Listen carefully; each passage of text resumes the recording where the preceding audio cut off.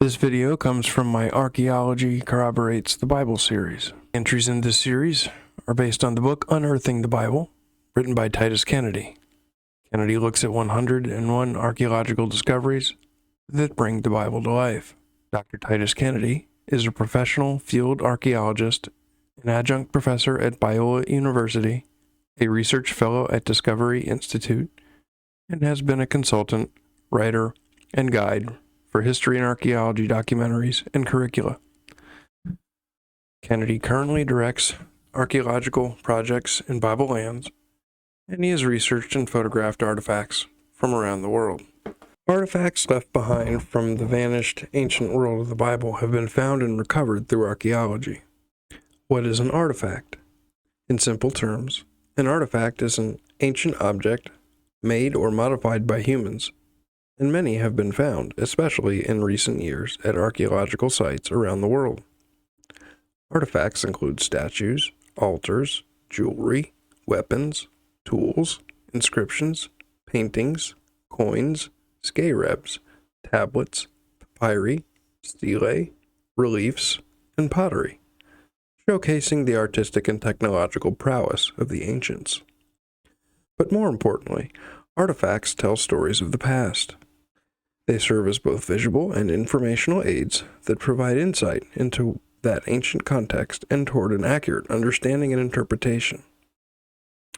The Bible is a collection of books written millennia ago in places and cultures far removed from modern readers, but artifacts can give us essential knowledge of the ancient world and help us avoid the problem of unconsciously or inadvertently viewing a passage or book in the context of a modern society and time.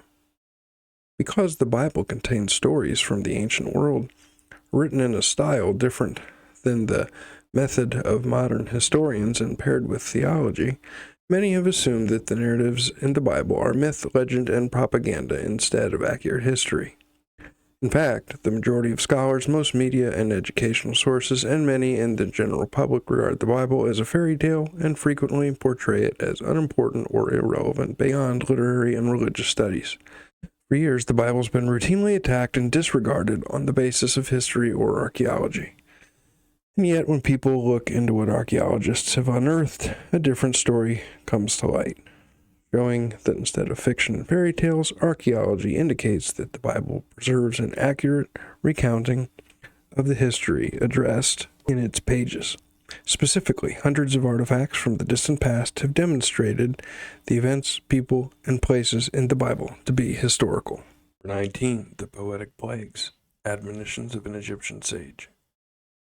An ancient Egyptian text written by a man named Ipuwer and referred to as the Admonitions of an Egyptian Sage was a poetic lamentation addressed to the All-Lord, who was typically understood to be the sun god Ra. The poem describes a time in which the natural order in Egypt was severely disrupted by death, destruction, and plagues. The only surviving copy of the papyrus dates to the 13th century BC, perhaps as early as 1300 BC. While most scholars suggest it was originally written in the Second Intermediate Period due to content, the linguistics of the text and the date of the copy indicate that it was composed during the 18th Dynasty and around the 16th to the 14th centuries BC.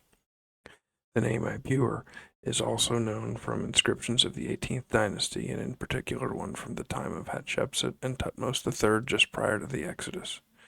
Any historical events mentioned in the text must have occurred prior to the 13th century BC and possibly in the 18th Dynasty.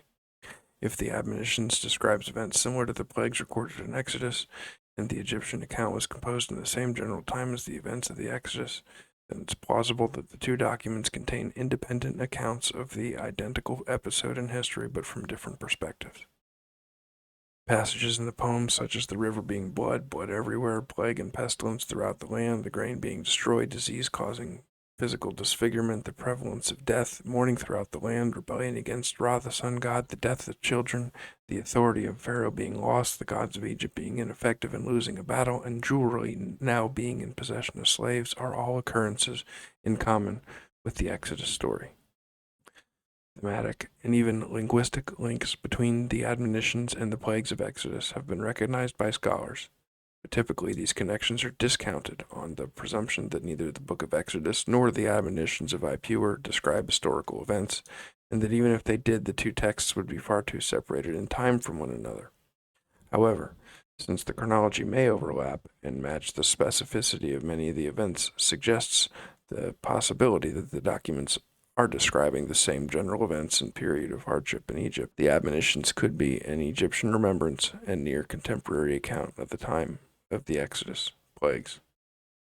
Exodus chapter 7, verses 17 and 21 says, "Thus says the Lord, by this you shall know that I am the Lord.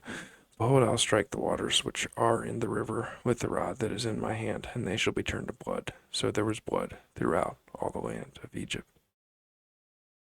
The Admonitions of the Egyptian sage is deemed archaeological corroborating evidence for the Exodus account. I see the evidence of your good.